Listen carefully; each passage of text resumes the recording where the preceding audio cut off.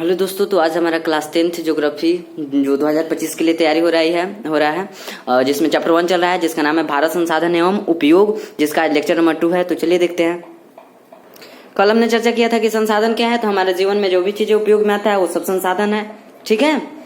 और आज हमारा है कि सेवा को भी संसाधन माना गया है। सेवा मतलब क्या?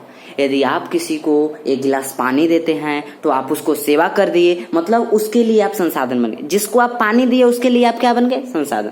डॉक्टर के पास क्या करवाने? डॉक्टर के पास आप इलाज करवाने जाते हैं, उसे रुपया देते हैं, वो आपका इलाज करता है, तो डॉक्टर आपके लिए एक संसाधन बन गया, ठीक है। हम क्या कहते हैं कि जो भी चीजें आपके उपयोग में आए वो सब संसाधन है। आप जिस जिस चीजों का उपयोग करें वो सब संसाधन है। यहाँ पर क्या करा है? सेवा को भी संसाधन माना गया है। इसी टाइप से क्या हो जाएगा कि वकील को रुपया देकर उससे काम करवाते हैं तो वो हमारे लिए एक सेवा कर रहा है। तो सेवा कर रहा है तो क्या हो जाएगा? वो हमारे लिए एक संसाधन हो जाएगा। बात है कि नहीं?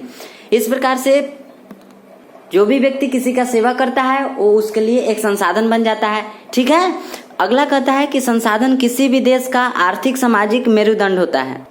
सबसे पहले यहाँ पे समझिए कि आर्थिक सामाजिक को समझने से पहले मेरुदंड को अर्थ समझिए कि जिस प्रकार से हमारा ये जो शरीर है, इस शरीर में क्या होता है? बैकबोन यानी कि पीठ की ओर जो हड्डी होता है और वो जो गर्दन तक फैला होता है, इस हड्डी का हमारे शरीर में क्या महत्व है? इस हड्डी के चलते हम अपने गर्दन को इधर ले जाते हैं, उधर ले जाते हैं, इस दिशा की ओर, उस दिशा की ओर हम खड़े रहते हैं तो इस हड्डी के चलते हम नीचे झुकते हैं तो इस हड्डी के चलते। तो हमारे शरीर में इस जो बैकबोन पीठ की हड्डी है इसका बहुत बड़ा महत्व है।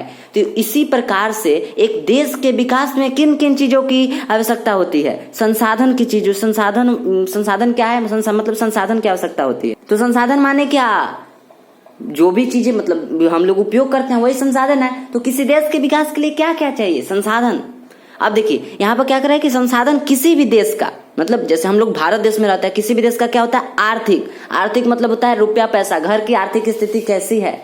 घर की आर्थिक स्थिति तो तभी सुधार होगी जब घर में संसाधन रहेंगे, चावल रहेंगे, गेहूं रहेंगे, पूरा सब कुछ से संपन्न रहेगा। आप चावल को बेचकर रुपया भी ले सकते हैं।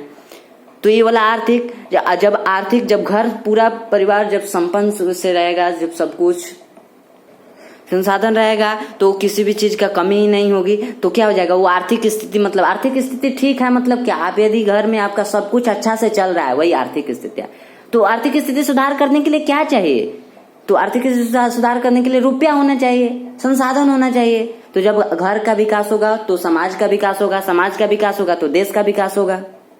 तो वही कह रहा है कि संसाधन किसी भी देश का आर्थिक सामाजिक मेरुदंड होता है, ठीक है। मेरुदंड क्या? हमारे शरीर के हिसाब से कि संसाधन क्या है? किसी भी देश के विकास में बहुत बड़ा अहमियत रखता है। जैसे मेरुदंड का अर्थ क्या समझाए हम कि मेरुदंड जैसे हमारे शरीर में एक रीढ़ की हड्डी का महत्व होता है, उसी प्रकार से एक संसाधन किसी भी देश में नहीं रहेगा तो वो देश विकास नहीं कर पाएगा। अगला कहता है उत्पत्ति के आधार पर संसाधन कितने प्रकार के होते हैं? तो उत्पत्ति के आधार पर संसाधन 2 प्रकार के होते हैं।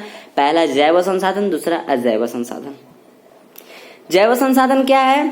डबल इस पे एक जैव संसाधन सजीव वस्तुओं के समूह को क्या कहते हैं? जैव संसाधन। जिसमें प्राण हो वह जैव संसाधन है। जैसे में क्या? मनुष्य, गाय, जानवर, बकरी, कुत्ता, ये सब क्या हो जाएगा? जैव संसाधन के अंतर्गत आ जाएगा। दूसरा है अजैव संसाधन, जिसमें प्राण नहीं है, जो निर्जीव है, जिसमें प्राण नहीं रहता उसे निर्जीव, नॉन लिविंग कहते हैं।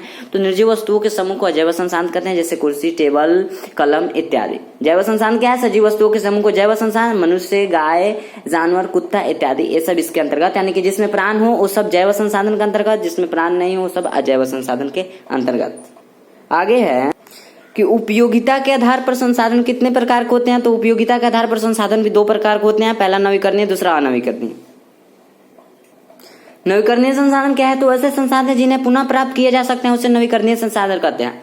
मतलब जिसका हम दोबारा उपयोग कर सकते हैं। जैसे सौर ऊर्जा, मतलब जो सूर्य का प्रकाश है तो आज हम उसका उपयोग किए तो कल भी उपयोग करेंगे। पवन ऊर्जा, वायु, यदि वायु को हम अभी उपयोग कर रहे हैं, थोड़ा देर बाद भी उपयोग करेंगे, कल भी उपयोग करेंगे, ठीक है।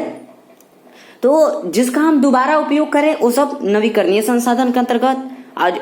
और उसके बाद क्या कर रहा है कि नवीकरणीय संसाधन भी कितने प्रकार के? 2 प्रकार के होते हैं। जिसका हम 2 बार उपयोग कर, मतलब एक बार उपयोग करके दोबारा उपयोग में यदि आ जाए तो उसे क्या कहें?